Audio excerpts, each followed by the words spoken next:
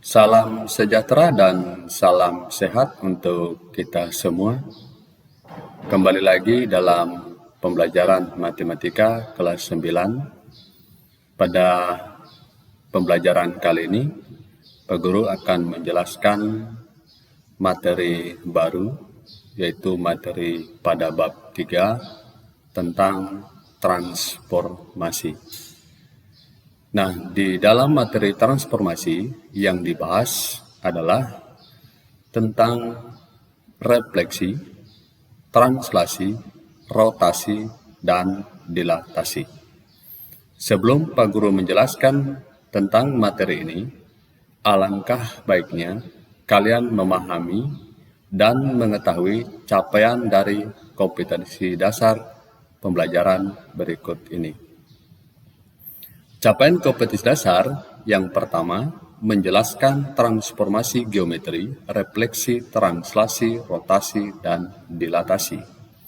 Yang kedua, menyelesaikan masalah kontekstual yang berkaitan dengan transformasi. Adapun materi yang Pak Guru bahas pada kesempatan kali ini, yang pertama pencerminan atau refleksi, yang kedua pergeseran atau translasi. Dan tujuan dari pembelajaran kali ini, kalian diharapkan mampu menjelaskan transformasi geometri, refleksi, dan translasi. Yang kedua, menentukan transformasi geometri, refleksi, dan translasi. Mari kita simak penjelasan materi berikut ini. Transformasi geometri adalah pemetaan suatu objek atau benda atau awal ke objek lain atau peta atau bayangan pada bidang yang sama. Jadi ini pengertian daripada transformasi geometri. Objek dari transformasi geometri dapat berupa titik, kumpulan titik, garis lurus, kurva, maupun bidang datar. Yang pertama, pencerminan atau refleksi. Refleksi atau pencerminan merupakan suatu jenis transformasi geometri yang memindahkan setiap titik pada suatu bidang dengan menggunakan sifat bayangan cermin dari titik-titik yang dipindahkan. Sifat-sifat pencerminan sebagai berikut. Yang pertama, jarak suatu titik, benda atau objek awal ke cermin sama dengan jarak cermin ke bayangan titik, benda atau objek tersebut. Yang kedua, garis yang menghubungkan titik, benda atau objek awal dan bayangannya tegak lurus terhadap cermin. Jadi, dalam pencermin ini, kalian sudah sering lakukan dalam kehidupan sehari-hari. Setiap saat pasti membutuhkan cermin. Perhatikan jarak kalian berdiri dengan cermin dan juga jarak cermin dengan bayangan kalian. Pasti sama. Dan posisi juga tegak lurus. Untuk lebih jelasnya, perhatikan gambar berikut.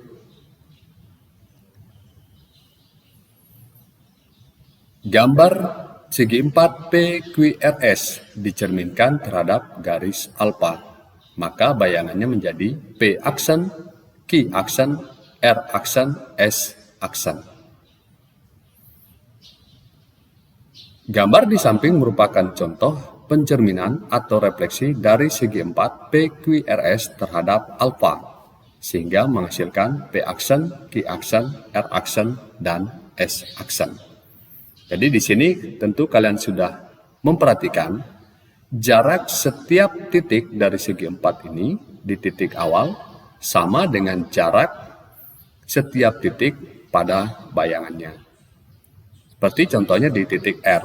Titik R jaraknya 1, 2, 3 terhadap cermin. Maka bayangannya jaraknya 1, 2, 3.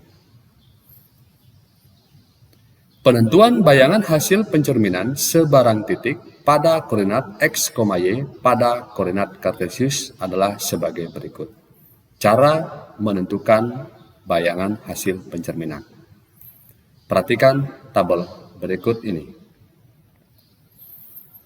Titik awal kita misalkan adalah X, Y, dicerminkan terhadap sumbu Y, maka Y sama dengan 0. Koordinat bayangannya menjadi X, negatif Y.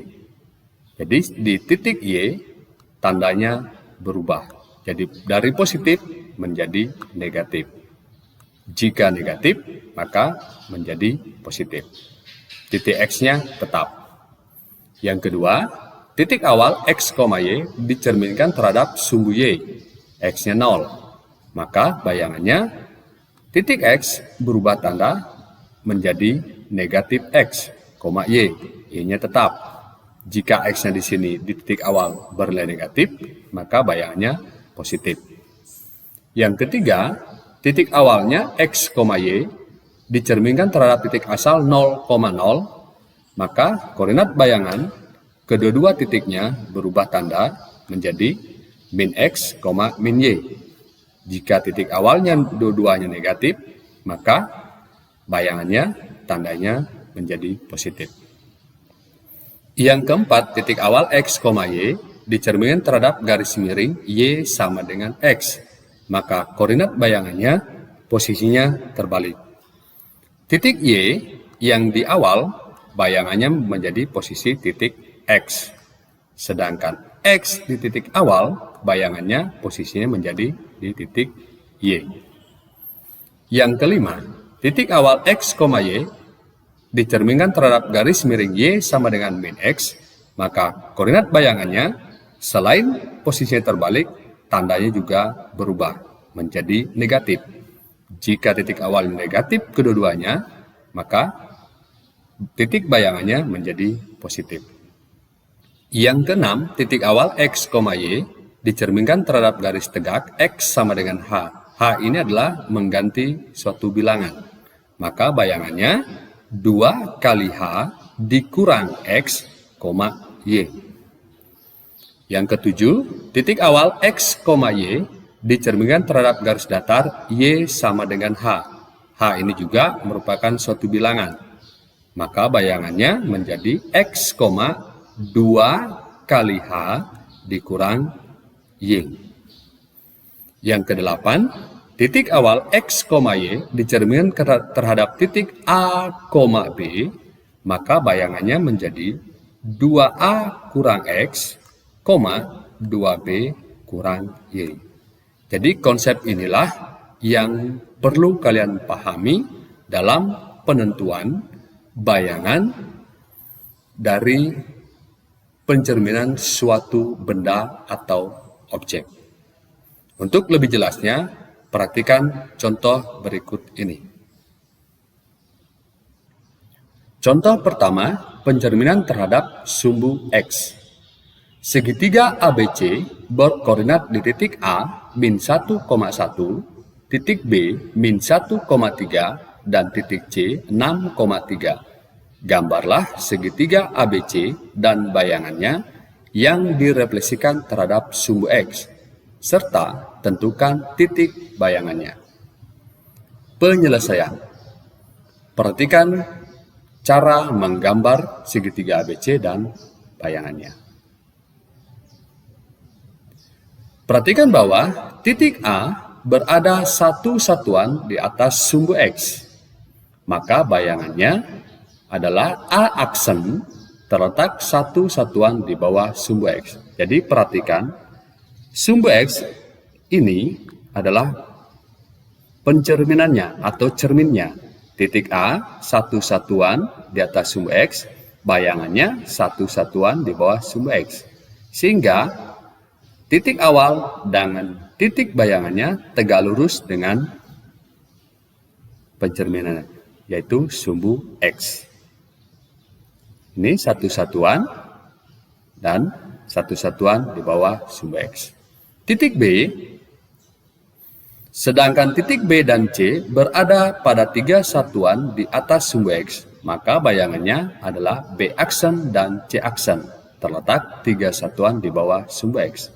Perhatikan langkahnya, titik B, 1, 2, 3. 3 satuan di atas sumbu X, maka bayangannya 1, 2, 3. 3 satuan di bawah sumbu X.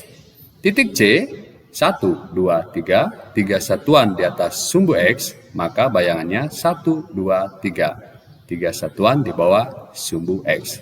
Jadi inilah cara menentukan bayangan sebuah titik atau sebuah objek yang dicerminkan terhadap sumbu X.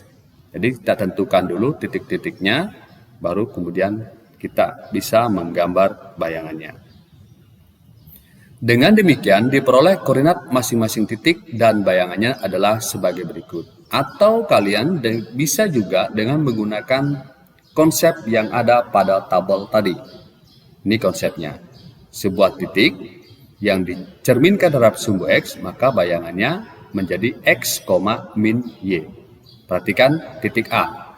Titik A, titik awalnya min 1,1, hasil pencerminannya adalah min 1, min 1. Min 1 ini tetap, sedangkan di Y min 1 ini berubah. Dari awal positif menjadi negatif. Titik B, min 1,3, bayangannya menjadi min 1, min 3. Titik C, titik awalnya 6,3, bayangannya menjadi 6, min 3. Jadi inilah cara penentuan bayangan dari segitiga ABC dicerminkan terhadap sumbu X. Hubungan ketiga titik sehingga membentuk segitiga A aksen, B aksen, C aksen. Jadi benda, titik, atau objek apapun yang dicerminkan terhadap sebuah garis, maka hasil pencerminannya juga sama, tidak berubah. Jadi bisa kamu perhatikan diri kamu, jika bercermin, maka bayangannya juga sama, tidak mungkin berubah. Contoh yang kedua, pencerminan terhadap garis Y sama dengan X. Diketahui segi 4 ABCD yang memiliki koordinat di titik A min 1, min 1, titik B 1,0, titik C min 1,2, dan titik D min 2,1. Direfleksikan terhadap Y sama dengan X. Gambarlah ABCD dan bayangannya yang direfleksikan terhadap garis Y sama dengan X, serta tentukan titik bayangannya. Penyelesaian. Perhatikan gambarnya. Jadi garis yang berwarna biru ini merupakan cerminannya Y sama dengan X. Perhatikan gambar di samping. Untuk menentukan bayangan titik-titik segi 4 ABCD, perhatikan bahwa jarak titik B ke garis Y dan ke garis Y sama dengan X. Dari titik B, buat garis yang tegak lurus ke garis Y sama dengan X. Disebut garis B aksen. Kemudian dapatkan titik B aksen yang memiliki jarak yang sama besar dengan jarak titik B ke garis Y sama dengan X. Titik B aksen merupakan bayangan titik B hasil refleksi terhadap garis Y sama dengan X. Jadi ini penjelasannya. Ini titik B, titik awal, 1,0, kita buat garis tegak lurus terhadap garis Y sama dengan X, terhadap cerminannya. Ini yang warna hijau. Jadi ini cerminannya, dia berbentuk atau dia tegak lurus terhadap cerminannya. Kemudian tarik lagi garis dengan jarak yang sama dari titik awal terhadap cermin, maka didapat B aksen di posisinya. Dengan demikian diperoleh koordinat B aksen 0,1. Gunakan cara yang sama sehingga diperoleh bayangan untuk titik-titik yang lainnya sebagai berikut. Atau dengan cara kamu bisa menggunakan konsep yang ada pada tabel tadi, pencerminan terhadap garis miring Y sama dengan X. Ini rumusnya. X, Y, titik awal dicerminkan terhadap garis Y sama dengan X, maka titik bayangannya posisinya terbalik menjadi Y, X. Ini bisa kamu perhatikan di titik B, yang titik awalnya 1,0, maka hasil bayangannya 0,1. Perhatikan titik bayangannya. Titik A min 1, min 1, maka bayangannya min 1, min 1 tetap, karena dia berada tepat di cermin atau di garis Y sama dengan X sebagai cerminnya. Titik B sudah tadi dibahas 1,0, maka bayangannya terbalik menjadi 0,1. Titik C min 1,2, ini perhatikan titik C min 1,2, maka bayangannya 2, min 1. Dan titik D 1, min 2, maaf, titik D min 2,1, maka bayangannya menjadi 1, min 2. Nah, jadi untuk menggambar segi 4 ABCD, gambar awal dengan gambar bayangannya, terlebih dahulu kalian tentukan dulu titik awal dan titik bayangannya, baru bisa menggambar seperti ini. Itu jalan yang termudahnya. Berikutnya yang materi kedua tentang pergeseran atau translasi. Translasi merupakan suatu transformasi yang memindahkan semua titik, benda atau objek pada bidang dengan jarak dan arah yang sama.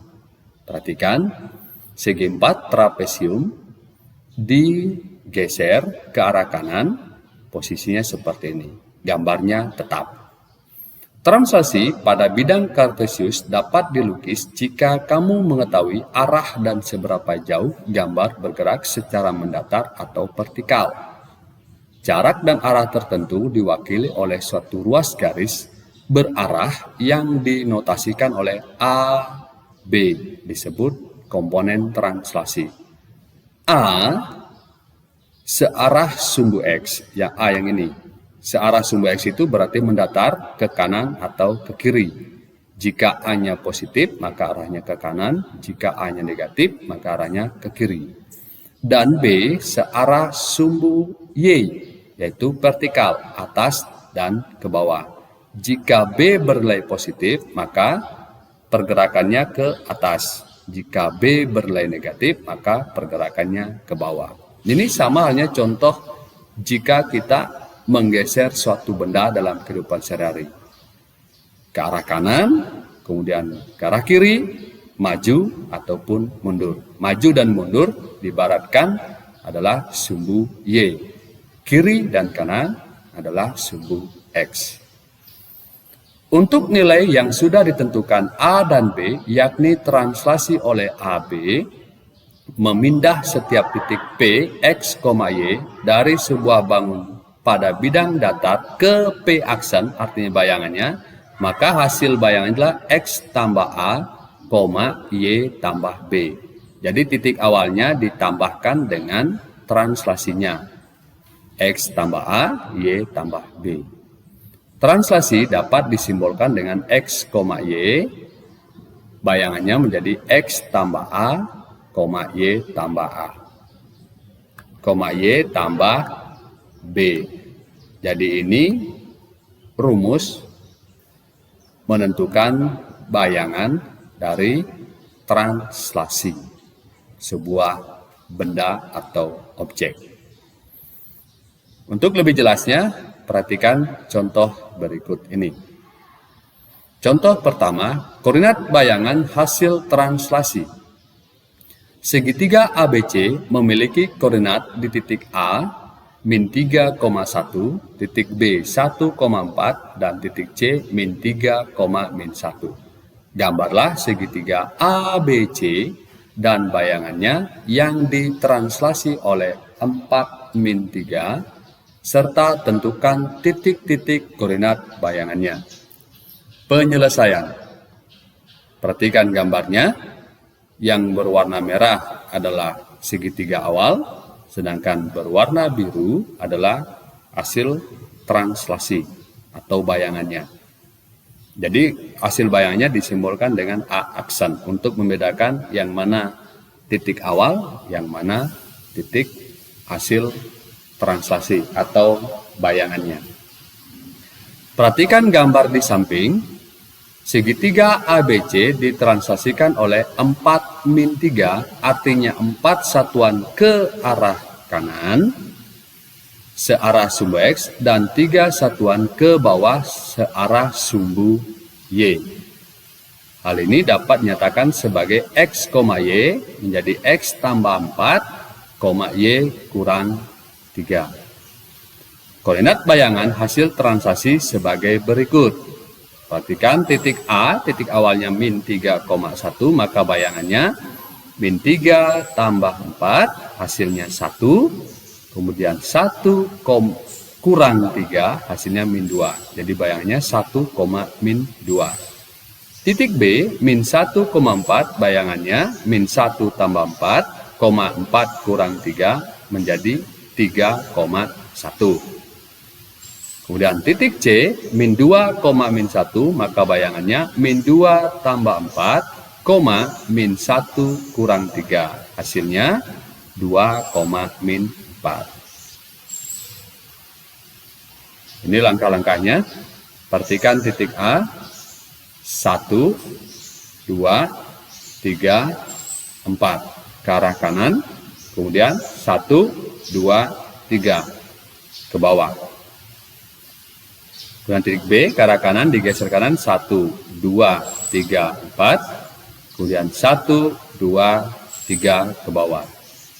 Titik C, 4 satuan ke arah kanan, 1, 2, 3, 4. Dan 1, 2, 3 ke arah bawah.